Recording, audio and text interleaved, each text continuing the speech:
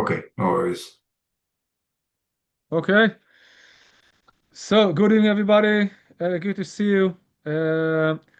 This session is co-hosted by the Orthodox Interfaith Center and by the Middle East Center with Tom Wagner. Usually we have a group of rabbis and imams. We have several groups, but that meet online every week. This specific group of rabbis and imams meet every 2 weeks. It's called the Curriculum for Peace. We actually explore the early history of Judaism and Islam, 7th, 8th centuries in the Hijaz and the Middle East, led by Rebekah Abrahmson, who is from the Al-Sadikin press. She has a tremendous amount of knowledge to share, and it's a true honor and privilege to have her with us. Usually we meet only our group, 4 to 6 people, and study and go deeply. Because this session happens to deal with a Jewish Persian rabbi and his encounter with the Prophet Muhammad, and because it falls in this time of the war, we figured that it would make sense to actually open it up for the public and also put it on YouTube. And we hope everybody will enjoy this learning. Listen carefully because Revekah has a lot to share, and don't lose the thread. There's a lot of information. It's really inspiring and fascinating. But before I hand it over to Revekah, my colleague, Mr. Tom Wagner, if you opening remarks, and then we'll move to Revekah. Thank you. So I lead the Middle East Center in Israel, which is an initiative to foster dialogue, direct dialogue between Israelis and the Muslim world, and to understand better the Middle East from an Israeli perspective. This event is very exciting for me because last week we just had another event, a Zoom meeting with leaders and representatives from the Iranian opposition that were talking directly to the Israeli public.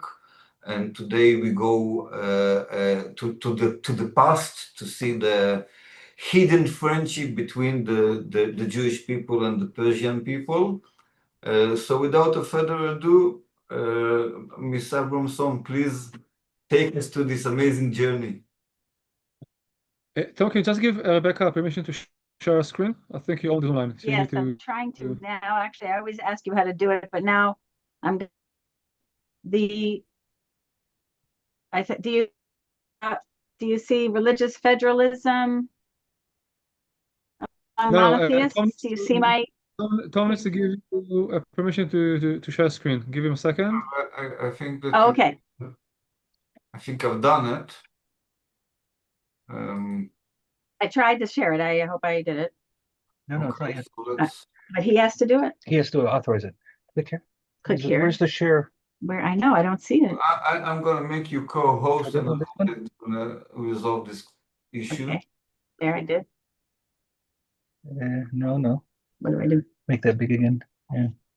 Where's the share button? Do this one. I already did the share button. Okay. So he should be working on it now. Well, I could just start talking and you'll see the. Maybe you'll try it now because I changed the settings. I just don't see the share button. It's not on the screen. It's not there, so forget that. I don't see the share button. Make this There should bigger. be. I don't see a share button. I already did it. I did the share button. I don't know where it is. Is there anything Zoom on that side? Okay. Maybe here. No. I don't know. Screen sharing meeting. I can't make it bigger. Try right click, close it. Close it. Close window. Yeah. Okay. No. That means leave meeting. Okay, click on it again. Right click. Right click. Okay. What does it say? Big. Zoom workplace. Yeah, try that. No, it's not that one. Okay. Well, Rabbi Levy, do you have my? Let me. Maybe you can share it because I sent it to you. I sent it. I mean, it's there on the on our WhatsApp group on Scholars of Peace. Maybe you could bring it down. Yeah. Let me open it. Give me a second. So I need you to stop sharing your screen. But okay, I mean, get rid of that. Right. Okay. Maybe I'll just start talking, and if you can work on me sharing it. Here it is. Here it is. No, We no, now now we we see can it. see it Now we see it. now. We can see I mean, it. it's okay. Yeah. You can see it. Yeah. Okay. Mhm. Yeah. You're good to go. Good to go. Right, they can see it. They're saying that they can see it. Okay. You can see it, so you should give that to me so I can do it. Oh, there's the shirt. Okay. On the top. Okay, so it's done. Good. Okay. So basically what we're doing at the Al-Sadiqin Institute, it's interfaith dialogue, but it's the study of it's historiography. It's the study of histories. It's not focused on theology. It's not focused on interfaith, like what's similar and all this stuff. It's really focused on the study of histories, which is historiography, in order to uncover clues why our different Abrahamic faiths diverged at certain points in history. And many times religious people are hesitant to use history to study religion because it seems putting things in historical context can feel like, are we taking away the sacredness of it? And that's the furthest thing from the truth. Just because some use of historical study has sometimes been misused by some scholars, that doesn't mean that we should eschew it altogether. So basically, I'm going to be talking about the involvement of, what I'm trying to emphasize, especially with the war going on, is the involvement of Jews from pre-Islamic times, from before Muhammad to the rise of Islam, including the importance of Jewish judges in nascent Islam. So I start here. Basically, we have a situation where to speak very broadly, in the Jewish consciousness, it's sort of like this. The temple fell in 70 CE, and then the state of Israel was founded in 1948, right? Jewish people are aware of all the attempts to rebuild the temple until the dawn of Islam. It's really not in the Jewish consciousness so much. And that's because although there were many attempts, and what I say here is until Islam attempts to rebuild or thwart the rebuilding of Solomon's temple, held sway in the Jewish consciousness, unlike today. Rabbinic pacifism existed, meaning we're going to pray and wait for the Mashiach, for the Messiah, to rebuild the temple. Political messianism dominated, and the rabbis could be swayed if such promises seemed to be materializing. With the rise of Islam, political messianism gave way to rabbinic pacifism. That's what dominated, and attempts of restoration in the past were censored from our collective consciousness. This past both rabbinic and political, with the Exilarch taking part in the suppression of restoration. First of all, does everyone know who the Exilarch was? The Exilarch was the leader in exile. It started with... It's better explain. Reish Galuta? You mean Reish Galuta? Yes, Reish Galuta. Thank you. Okay. He was more of a political leader than a religious leader, and there was tension between the Reish Galuta Exilarch and the rabbis, because the Exilarch was leader of the whole Jewish people, including Karaites, including the non-religious, and they tended to be more political and less religious. And so despite the tension between both camps, up until Islam, after the dawn of Islam, all agreed to suppress attempts at restoration, because, I'm skipping ahead a little bit, but what happened after Caliph Umar was that there were Jewish zealots who did a provocation on the Temple Mount in order to get the Muslims and Christians off the Temple Mount and have exclusive Jewish messianism. And because the Jewish factors, the Jewish leaders didn't feel they could control their zealots, they basically agreed to this pacifism, to this, we'll only have a temple if it's inclusive of all peoples. The temple was never meant to be exclusive to only Jews. Now, because this agreement was at the time of Caliph Umar, And because we all hold by Yeridat Hadorot, that is, an agreement like that is less important than our traditions or our scriptures, I ask at the bottom of this slide, is this agreement set in stone? When Jews say, we can't go to the Temple Mount, and when Muslims say, Jews can't go to the Temple Mount, that's really coming from a specific agreement for historical reasons that's not necessarily set in stone. Can we now work together towards a restoration that is inclusive and federalist and trump the exclusivity that has heretofore thwarted restoration? Now, were non-Jews part of the temple? Yes, there were. Non-Jewish temple visitors arrived en masse for the Shavuot and Sukkot holidays, performing the festival or Hajj pilgrimage and sharing in the Korban Shlamim temple offering, okay? They were referred to Gerim, Canaanites, Nethinim, Shlamai, and Muslamai. So terms similar to the word Muslim were used hundreds of years before Muhammad, peace be upon him, to describe proper monotheists who were temple sympathizers. And again, the terms Shlamai and Muslamai were probably referring to the Korban Shlamim, which is the peace, or that is wholeness sacrifice. So I want to say, I mentioned inclusiveness. We had messianic exclusivity versus religious federalism. What is religious federalism?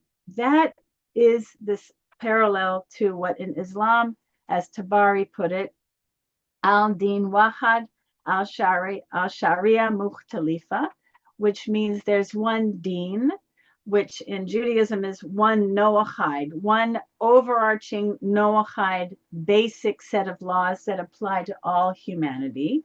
And in Islam, that's called deen.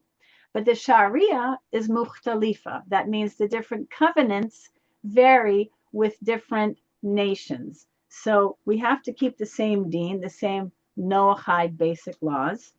But the Sharia, there can be different covenants. There can be the covenant of the gospel, the covenant of the Torah, the covenant of the Quran.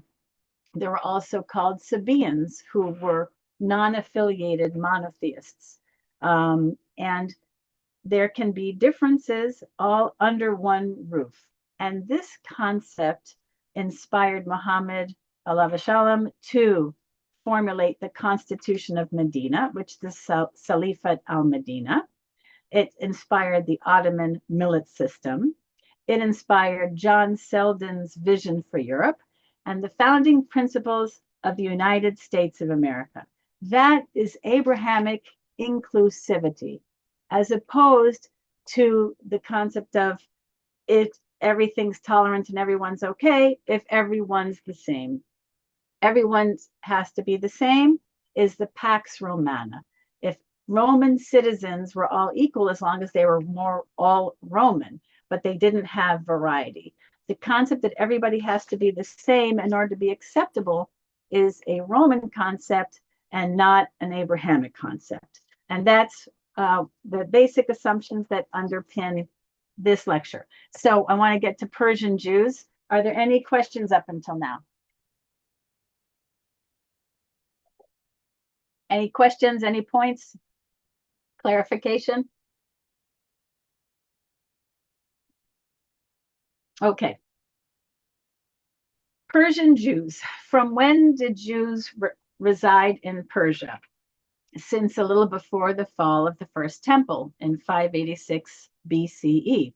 Before that, the Jewish king Joachim was captured by Nebuchadnezzar II, and he became the Sorry, first can I ask a question? Political leader in exile. Sorry, can I ask a question? Yes. And apologies for not asking when you asked, yes. were you offered the floor. I just couldn't get my audio on. So apologies. So just, I mean, what you shared in the last slide is all new to me.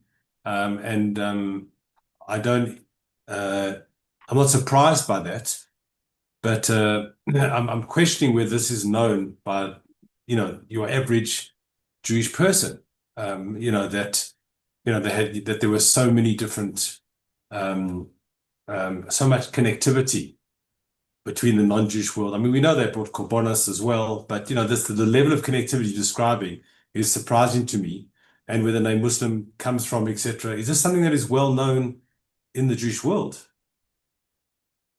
Well, I think that the Targum Onkelos is well known. That's sort of like Rashi. That's very important, and that the terms that he uses in his Targum, in his translation in Genesis and Numbers, are read. This is not something marginal. Like if someone would say Rashi says or Onkelos says, that's pretty important. Whether everyone puts it together and says, wow, there were the seeds of an inclusive monotheistic federalism, I'm not sure if they're putting it like that, but I think that I would say that I think your average Orthodox Jew is aware of Noahism, is aware that we don't proselytize. And why doesn't rabbinic Judaism proselytize? And I say rabbinic because there were forms of Judaism that did. That is, the Sadduceans did proselytize. So today, if you would go to a Reform, Conservative, Reconstructionist, or Orthodox rabbi and say, do you proselytize? They would all say, of course not. If you would go to any of those rabbis and say they want to convert, they would first discourage them. And you say, why do you do that? Because it's okay to be not Jewish and still get to heaven and still be a good citizen, because what's important is the 7 laws of Noah.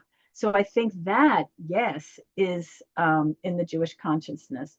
Whether to what extent is, this known, that there were non-Jewish participants, I don't know how much it's, I know what you mean, like there's knowledge, but is it like, bubbling in the Jewish consciousness? And I don't know. That I'm not sure about. Just to put it in context, Paul, and thank you for the question. I think let's get to more. There's more that we need to cover here. So, So just very quickly to give the context, I don't think that Rebecca is arguing that everybody should have known that with just it's obvious. No, it's not obvious. History took a certain turn. Now we're trying to actually reveal ideas that could be used to educate people in what we think could lead to a more peaceful and reconciliation. But that's just in a nutshell to give the context. It's an educational, active effort. It's not a passive claim. So I think that's the value. Okay, but yeah, let's move on. We have Persian Jews to discuss. So we had these seeds of an inclusive monotheistic kingdom already in the ancient Hebrew Commonwealth, and that inspired John Selden and the Christian Hebraists to bring modern concepts of political science into modernity, because they noticed that as Christians were killing each other in Europe over theology in 1500s, 1600s, something had to stop it, but they needed an intellectual framework to do that. And they looked in the Bible and they saw that non-Jews, they also looked at the Talmud and Maimonides and saw that non-Jews were residing in this theocracy with full civil rights. And so it's well known enough that it made its way into modern political science. So Persian Jews, until the 3rd century CE, under the Parthian Hellenist influenced Parthian rulers, the Jews even had it so good they even achieved semi-autonomy. Keep in mind that the symbol of sort of the arch enemy of the Jews is the one who burned the temple, which is Rome, which became Byzantium. So under Roman Byzantium, there was a feeling that Esav Soni es Yaakov, that they will just always hate Jews. But here over in Persia, where they didn't have that history, they were doing really very well, and different streams of Jews flowed into Persia under the kings, like Joachim was there. From the Davidic house, there was an issue when the Hasmoneans, the Maccabees, rededicated the temple, and they also took the kingship. So there were people from the Davidic house that had a claim to the throne, and they migrated to Arabia, and also to what's now Arabia, and also to Persia because they were claiming to the throne, and it was better that they escape and not be have the jealousy of the Maccabees. Just before the Bar Kokhba revolt, there was some movement, Pharisaic movement to Persia. And then after the failed Bar Kokhba revolt, of course, there was masses that moved to what's now Arabia and to Persia. Now, starting in the 3rd century CE, the Sassanids, who were fire worshippers, started ruling Persia. And that increased with persecutions of the Abrahamic faiths. Christians and Jews were persecuted. The Sassanids were fire worshippers and really were not interested in Abrahamic religions. However, the Persian Jews had it so good under Persia for, we were talking almost 900 years, that they still joined in they would still join in the invasion of Jerusalem in 614 CE, and I want to get up to that. I'm talking about the immigration of Jews to what's called Arabia now, which I've already mentioned, and I think I'll leave Anais for another time. So mostly, though, in what's called Arabia now, Himyar and the Hijaz, the basic influence were the Herodian and Sadducean Jews. And they did hold by forced conversions, not just proselytizing, but forced conversions. They were more political. They did deny tradition. When the Second Temple fell in 70 CE, the question is, where did the Sadducees go? The Sadducees had ruled the Second Temple. They didn't believe in the afterlife. They didn't believe in Tchias Amesim. How do you say that? You say Tchias Amesim? I'm sorry. The resurrection of the dead. They didn't believe in resurrection, and they didn't believe in the oral tradition. When the Second Temple fell, they didn't just disappear. Many had migrated to the Hijaz. And so some of what the Quran criticized when it comes to Judaism, and we say we don't recognize that at all, when they say that the Jews switched the places, the place in the Torah of Na'aseh v'nishma, which is we will do and we will hear, to we will hear and we will do. Well, we know that we didn't do that. We know that in our Torah it says Na'aseh v'nishma, we will do and we will hear. But so it seems like Islam doesn't have a correct opinion of Judaism to make that accusation. But it turns out, and other sources also, other lines in the other verses in the Quran indicate that they're responding to a Sadducean forms of Judaism and not Pharisaic. Today's Jews are all descended from the Pharisaic rabbinic line. There aren't any Sadducean Jewish movements as such today. So again, right now, since Islam, it would have been difficult to say to Jewish people, let's rebuild your temple, because the promises of restoration were suppressed after the dawn of Islam because of an agreement between Jewish leaders and Islamic leaders. However, in several times in the 2nd century, 4th century CE, 5th century, 6th century CE, there were promises of restoration. Here's one example. The Byzantine Emperor Julian besieged a city in Persia and announced plans to the Jews to rebuild the temple to try to wean the Jewish people off their allegiance to Persia and have them have more allegiance to Byzantium. In spite of his promises, the Jewish community still sided with Persia. And then, the Roman forces then destroyed Jewish communities because of that, and they took refuge under the Exilarchs. So so now we have the Sassanids are coming in the 300s. And again, I said before, they had no interest in the Abrahamic religions. However, there was a appreciation for the fact that most of the Jews, when they settled in Persia, and by the way, they brought from the land of Israel irrigation and agricultural techniques, they settled in the the northwestern buffer zone between Rome and Persia. And so when there were conflicts between Rome and Persia, the Jews, who had really nowhere else to run, were defending their own area, they were thus defending Persia. So Persia really owed a debt of gratitude to that, and they knew that. Even the Sassanids knew that. Yeah. Okay. So there was a time in the Sassanid history where they started to really try to wipe out the exilarchs, the Jews of here was that there was a blood libel against the Jews of Isfahan, and they were accused of something which made one half of the Jewish population be executed and their children kidnapped, basically. The exilarchs were furious at this and insisted on their right of autonomy and self-defense. And a Persian ruler tried to actually wipe out the exilarchate. So things were getting worse, and you can imagine that Jewish messianic hopes would start rising. There was another group that started to rise called the Mazdakites, which were the communists of their day. They believed in communal property and decreasing the differences between rich and poor. And they challenged the wealthy nobility of all, of the Jews, of the Christians, and the Zoroastrians. And it would lead to the crucifixion of the exilarch. I think I'm hearing my voice double, so it's kind of bothering me. Maybe someone should go on. That there were non-Jewish.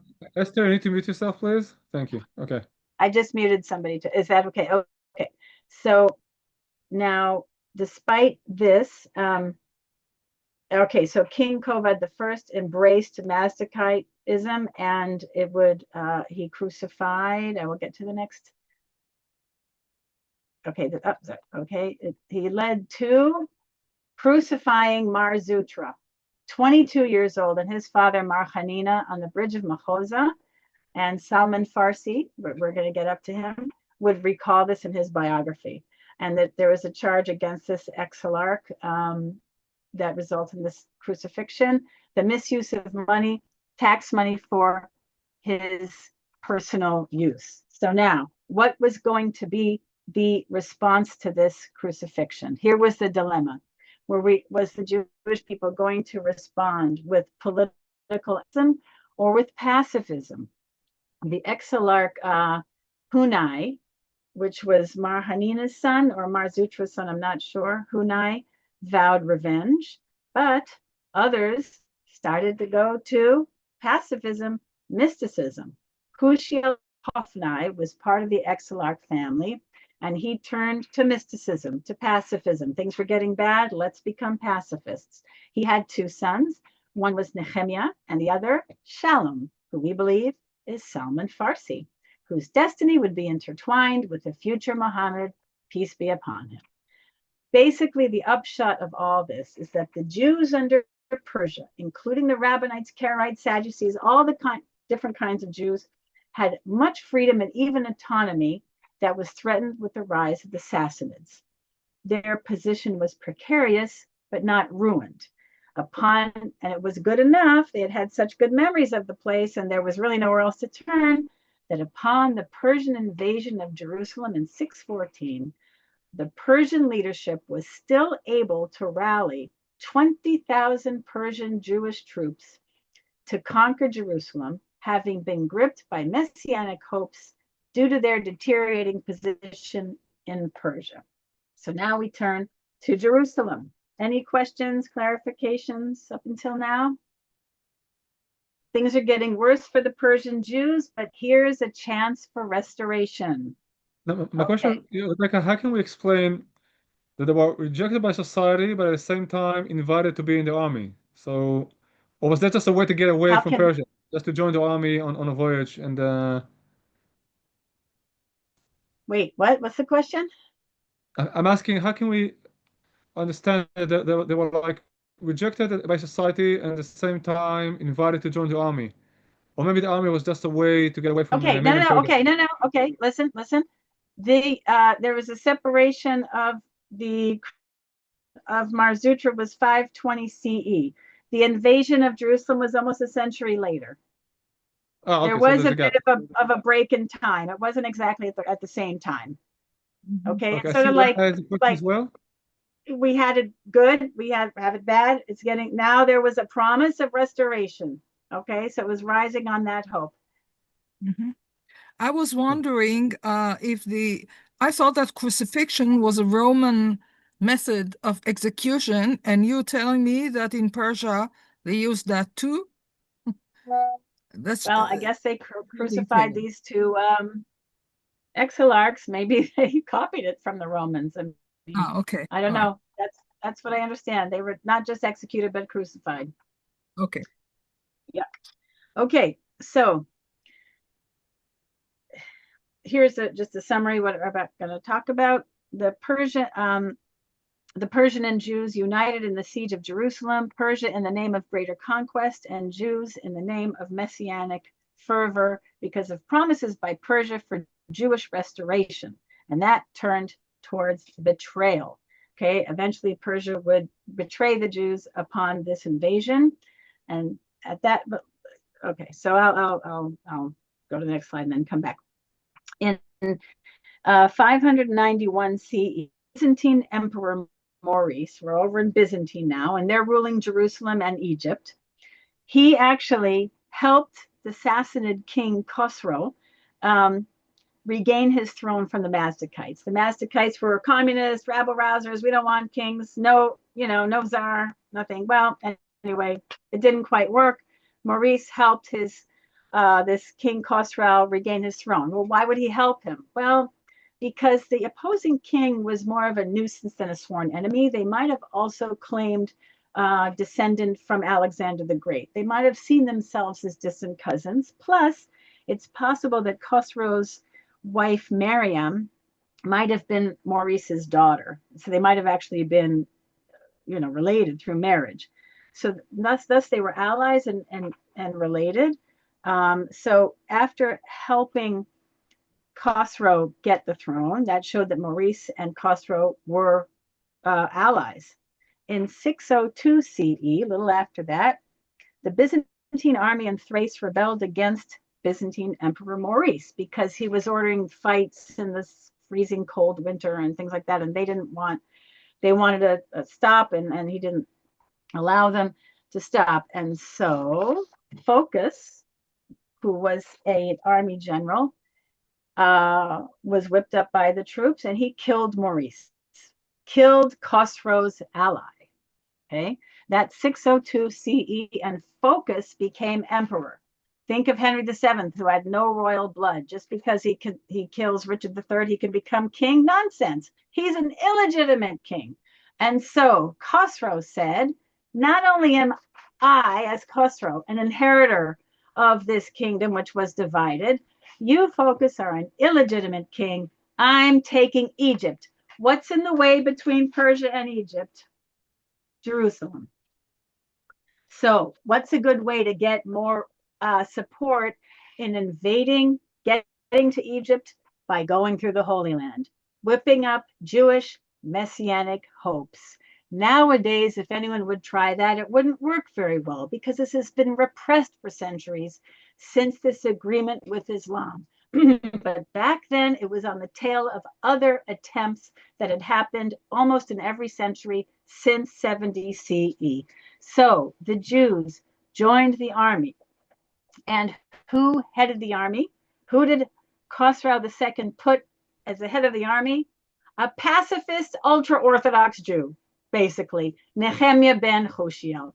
Khosrow knew that he was a mystic. He was basically pacifistic. He was from an exilarch family who had knowledge, but he wouldn't be much of a threat. He could be under Khosrow's thumb. And so this way, he would have somebody who wasn't troublesome be the head of the army. This would inspire the Jews, whip them up to messianic fervor, and start an invasion of the Holy Land. So this was the Jews under Byzantium of Rome, which was a sworn enemy of the Jewish people. Byzantine Jews started rebelling. And this Khosrow set the Exarch up with a court in Edessa, Greece, and everything was going to plan. Persia would conquer Egypt. Then Persia would make peace with Phocas. You see, they take back his illegitimate kingdom, but then they'll make peace and everything will be fine. Then, unfortunately, well, the Persians were winning the Holy Land. They were in Egypt, and Heraclius II killed Phocas. That means that avenging Maurice's murder was no longer an issue. Heraclius killed Phocas. So there was not much of a reason for Khosrow to continue this war. And Jews had submitted to Khosrow in hopes of restoration. Khosrow used the Jews for military gain in exploiting hopes that he did not share. And the exilarch Nehemiah was made ruler of Jerusalem. Okay, and then what happened? A Christian mob killed Nehemiah ben Hushiel. The Christians weren't going to sit back and have all the Jews rebel against all the provinces up through European areas, and you know, they weren't going to sit back. So they killed Nehemiah ben Hushiel, and then who was considered a Persian. He was also Jewish, of course. He was the exilarch. And then Persian troops sacked Jerusalem. Khosrow did not intend this. Khosrow wanted to rule Jerusalem, rule Egypt, and then make peace and finish this. He didn't intend all of this bloodshed. This enraged Heraclius, the sacking of Jerusalem, and all of Byzantium. Okay, now who sacked Jerusalem? The Persians. Did the Jews participate in that? Was it Persians? Was it both of them? Well, what happened was Khosrow commanded that the Jews be driven from the city. It's like he blamed the Jews for this, okay? The ones that he whipped up into a messianic fervor, the ones that he incited to come and get to the Holy Land, and the Jews thought that could be a step towards restoration. He said, get out of Jerusalem, either be killed or sold into slavery. One of the people that was sold into slavery was Nehemiah's brother, Shalom ben Hushiel, Salmon Farsi. And in terms of who was killed by the Eastern Gate, we have a tradition that there's a huge area where thousands of soldiers are killed. That's where they were killed because they refused to leave Jerusalem. And so they were killed by the Eastern Gate. So the Jews and the Persians had fought together. Then the Persians fell upon the Jews, killed them, sold them as slaves, including Shalom ben Hushiel, who was taken to Medina. And in Arabia, this year was called the Year of Sorrow. It was during these events that the Prophet Muhammad had his night journey flying from Mecca to Jerusalem on a winged animal. So that's an interesting coincidence, or maybe it's not a coincidence. So imagine the Jews are rebelling against Byzantium, who sworn enemy anyway. They think they're being helped by Persia, and then the troops are slaughtered or sold into slavery. They have nowhere to go. Where are they going to go? According to the book of Daniel, he had prophesied that there would be 70 weeks of years until the temple would be rebuilt. 490 is 70 times 7. Oh, let me get to that slide. 490 years had passed from the destruction, from Bar Kokhba's revolt. And so we were in 620, 622 CE. People were looking for, as it says in Daniel 1:1, Ish Hamudot. They really had nowhere to go but south, because in what's called Arabia now, in the Hijaz and Himyar, there had been Jewish groups that had moved there, bringing Judaism in different forms of, in different forms, in the zealous form, that's the Bar Kokhba people, the Sadducean form, and the Davidic house. And so they were looking for signs of the coming of the prophet, and they were going to look for, I have it here, they needed an Eliyahu. Okay, because Nehemiah ben Hushiel was killed, he couldn't be the Mashiach, so the hope was he was the Mashiach ben Yosef. They needed to look for Eliyahu, and many people thought that that was Ish Hamudot, that could be a preacher in Himyar named Muhammad. what was he preaching? Well, he was stressing resurrection from the dead, which is a rabbinic teaching. He was stressing monotheist federalism, which is the Jewish Christians to be any monotheist, an acceptable citizen, and have an afterlife. And it says he received a vision concerning the souls of those slaughtered at the Golden Gate. And it could be that these souls of the garden, we have Gan, Jinn, accepted his message, and that could be what the Quran refers to in 46:29. So now that's all, like visions and things like that. But here in real life, in the world here, in 621, he met with refugees, and they pledged their allegiance in what's called the first pledge of Aqaba. It shouldn't be Al, just Aqaba. And in terms of Sabios, that was being united in faith. Now, a Greek historian named Sabios said that Muhammad said that he will retake Jerusalem for the children of Abraham, away from the Romans. And this is what Sabios, this Greek historian, said. He wrote to Heraclius. A little later, I have a slide where Heraclius responds to Muhammad, alav shalom, and says, go have your religion. You're just like another tribe over in the Hijaz. You have your religion, I'll have mine. But the fact that Muhammad made a statement of who Jerusalem belongs to, that it belongs to the children of Abraham, already made it have a wider view, a more global reach, and not just another tribe in Hijaz. Okay, so the uniting in faith. I'm just going to ask my husband a question. Binyamin, the uniting in faith, that's the Salifat al-Medina? Okay, sorry. Okay, so the uniting in faith, this is the Salifat al-Medina, which is the constitution of Medina. And and here's how it's written in these terms. We will not worship any but the one God. We will not steal or commit adultery or kill our children. We will not slander. We will not disobey the prophet in anything that is right, and some food laws and stuff like that. So this is the Salifat al-Medina. This was a pact. This was an agreement. Okay? What happened? Well,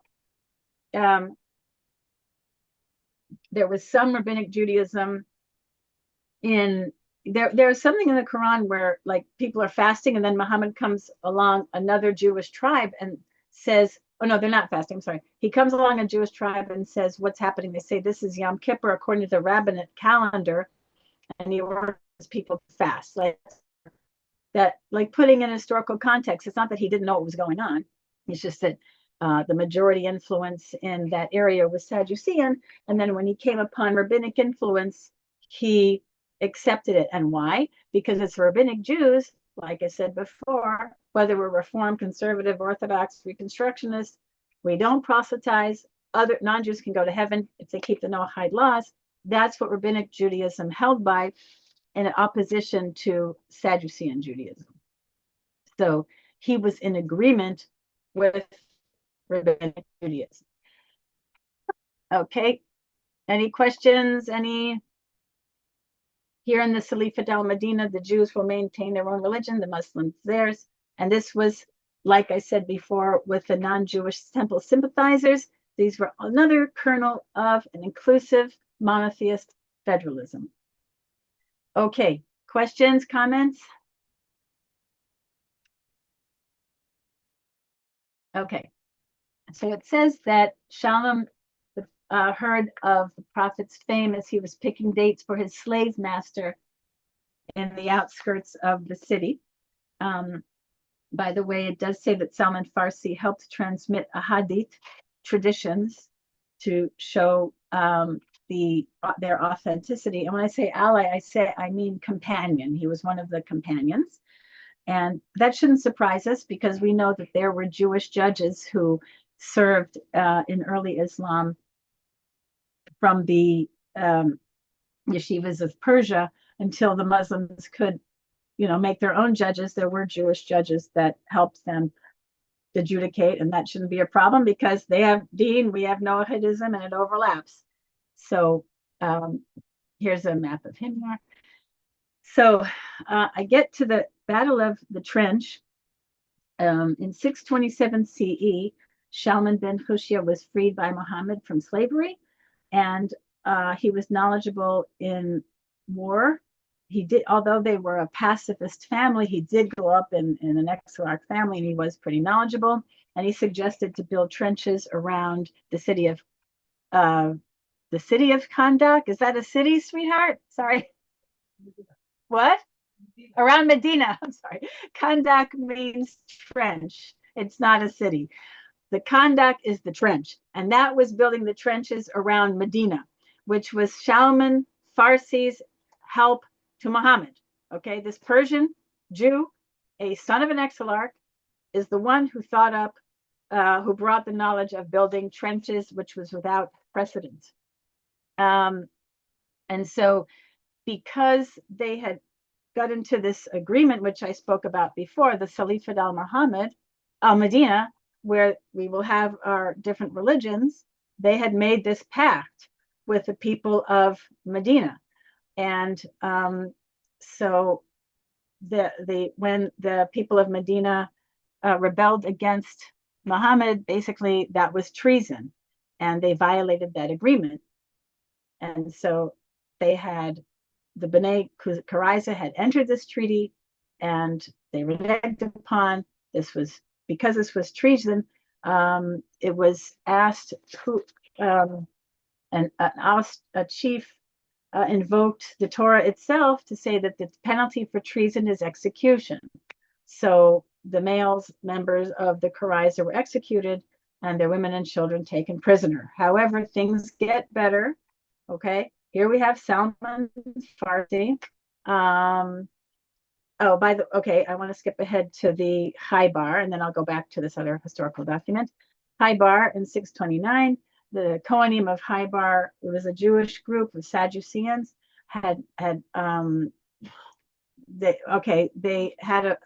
was a battle of Khaybar, and Muhammad sent a letter to them via Ali and Shalom Farsi, calling them to submit to him and reminding them of what their own scriptures said about his coming.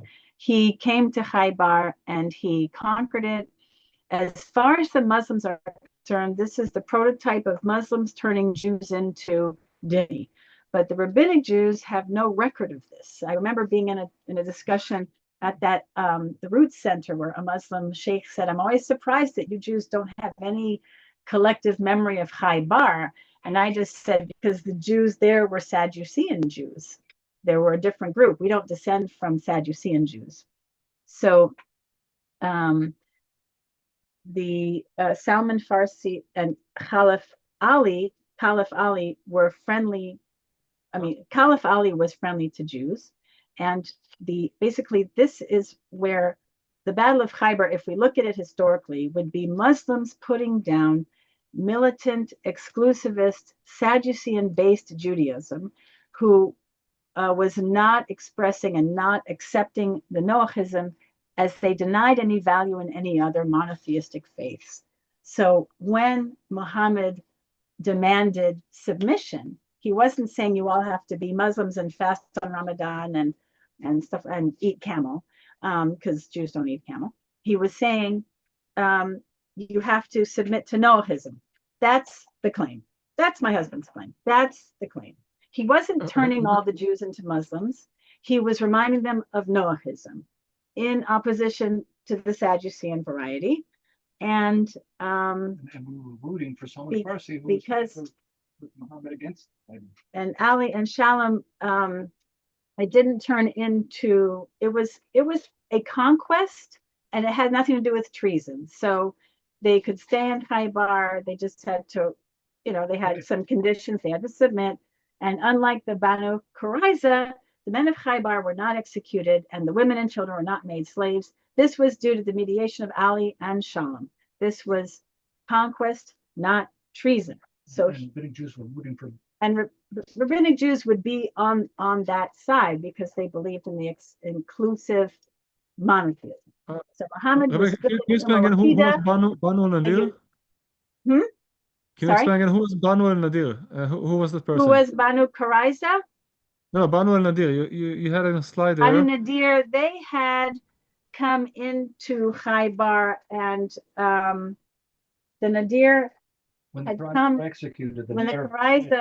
When the Qurayza were executed, there were some Nadir there. They came to Khaybar and pitted the residents there against Muhammad.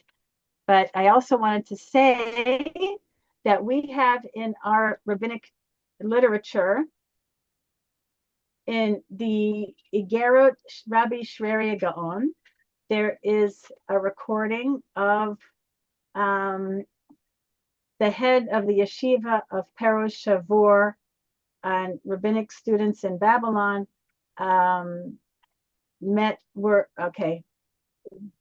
he and, all right, as the son of an exilarch, Hushiel, Shalom, and Ali, who was Muhammad's son-in-law, were honored by the head of the yeshiva of Perosh Shavur in Babylon. That means, in allying with Muhammad, Shalom and Ali were not acting in an anti-Jewish way. And I refer you to the Igerot Rabbi Shreya Gaon. 80,000 yeshiva students went out to meet Ali. 80,000? Yeah. How can that be? That's what it is. 80,000, that's more than a town. Yeah. Okay, so this was 30 years later. So I refer you to the Igerot of Shreya Gaon for the support that rabbinic Judaism was in an alliance with, or that Shalom as a rabbinic Jew was in alliance with Muhammad. Now it's almost 10 o'clock. So let me try to finish up. Any questions, anything? I mean, if we look at it like making people submit to an Abrahamic, Noahide monotheism, that's fine with all of us. Okay. Muhammad united him. He was building an Ummah Wahida, which we believe in also. And the horizons of Islam began to grow. And I want to get where, yeah, here we go. The Byzantine army was in the Transjordan. The Muslims fell upon them. And Muhammad dispatched a message. According to Sabios, this is what he wrote. God gave that country as an inherited property of Abraham and of his sons after him. We are the sons of Abraham. It is too much that you hold our country. Leave in peace. He's talking about the Holy Land. So the emperor just said, you're a tribal, go have your religion in Arabia, in the Hijaz. Leave us alone. You go to your country. Just before he fatally fell sick, Muhammad had given orders for an expedition to Israel. This meant that the horizons of Islam were widening. This was a monotheistic religion for the whole world, which believed in an inclusive federalist monotheism. And that's what we have to raise that awareness, and it's not that difficult to do. And Salman Farsi conquered Persia for Islam. And he influenced Persia for Islam also. Salman Farsi also went to Persia. So there was this alliance, and we need to okay. And so just to wrap up the concept of how come we're not always trying to restore the temple since Islam, that was an agreement from both sides. We both agreed to it. Jewish is after Caliph Umar, who carried on the call of Muhammad, conquered Jerusalem, taking part in cleaning the Temple Mount, which had been left in filth by the Byzantines. However, and I can talk about this at another time, Jewish extremists who held by exclusive messianism they had their reasons, they had their ta'anot, they felt that the Christians were pushing them out. So they did a provocation against the Christians to rid the Temple Mount of the Christians. And the Jewish leaders felt that they can't control their extremists. They were in disarray themselves, and an agreement was entered into that we will not agree to any restoration unless it's inclusive monotheist. And that's why when we say we can't go to the Temple Mount and Muslims say Jews can't go to the Temple Mount, if we put it in context, then we will understand it better, and maybe we can even reinterpret it for the better. And that's basically it. Well, thank you so much, Rebecca. It's a lot to take in, a lot. We can send the slides if you want them, but I think it's really looking at the context and how the conflict originated could potentially help us re-educate ourselves, educate our allies, and hopefully find a path forward. Tom, do you have any closing remarks you maybe want to say, or if anyone else, we have 2 minutes for like maybe one question? Really. And of course, the recording will be available at YouTube. We'll send you the link so you can share it or get back to it to get some more depth in it. Thank every one of you. And I wish all of us a quiet night. I think it's something that we deserve of. Hope so. Okay, great. Rebecca, we'll see you in 2 weeks. Inshallah. We'll continue learning together. Okay. Thank you so much for this opportunity. Thank you so much. Any other Good night, questions? everybody.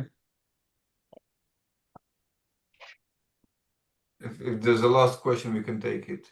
Yes, sure. Who had the question? I don't think that someone had, but if someone has, then it's a good. I see. Okay. Okay, I have to run to another meeting. Thank you, Rebecca. I'll see you in 2 weeks, and we'll continue exploring this together. Thank you so much.